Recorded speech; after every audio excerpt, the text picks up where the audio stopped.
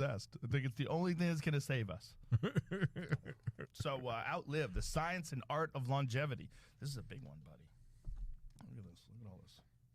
There's a lot of information in this. Not a lot of pictures. No pictures? No, there's some. I need pictures. There's some. There's some. No, it's is it out now? Out today. Today. Beautiful. How long did it take you to write this? 6 years. Wow. 6 years. And I know that's like 6 years of actual work too. Yeah, I mean, I rewrote it twice. So there was kind of version 1, version 2. This is version 3. What did you change? So the first version got basically thrown out by the publisher because they said, this is way too technical. There's no narrative. There's no story. It's being written to just a very tiny sliver of the world. Basically, it's like the book you would write to scientists or maybe physicians. Right. So then there was kind of version 2. So that version is completely gone. I don't think there's anything from that made it into version 2. Wow. Version 2 was the skeleton of this book, but it was about 50% longer. I mean, it was a massive book. And that's the kind of version that I'd say was circa 2020. And this version is just basically better because it's shorter.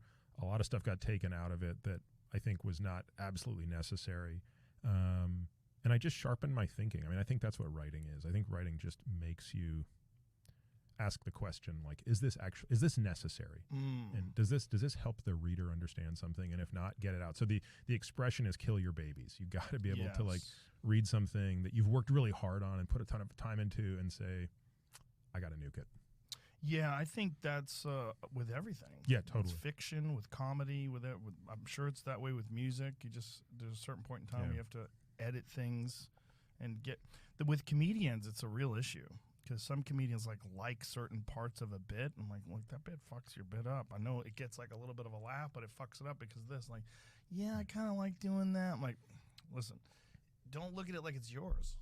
Look at it like if you were outside of you. Like, I edit the shit out of my stuff. If you look at it like it's outside of you, like, how would you approach that? But that's very hard to do because if you write something, I mean, 6 years, right? 3 different versions. There's a lot of you invested in this book. So it's like, it's very difficult to just like chop stuff up and just fucking throw it away all the time and all the thinking. And there was a whole appendix that never made it in. So one of the things I wanted to do was pick like the 20 most important drugs, hormones, supplements that I think are relevant and write just quote unquote 10 pages on each. Or I didn't go into it thinking it would be 10 pages. I thought I'm just going to write the essentials on these 10 things, kind of rapamycin, metformin, nicotinamide riboside, those sorts of things. But then it turned out it was taking me 8 to 10 pages per, and the publisher's like, yeah, there's no way you can have a 200-page appendix on a 450-page book. So all of that work gone, just scrapped. Oh no! Yeah. Have you thought about making that like a separate guide? Yeah. Maybe down the line I'll just publish it on my website. Or yeah, something that's like what I was thinking. Yeah. Well, it seems like it's very valuable information, though. Yeah, I mean, it's. I'm ready to put the book aside for a minute. So burnt out. Yeah. Although my wife says the last few weeks, she's like, it feels like the weight of the world is off your shoulders. Yeah.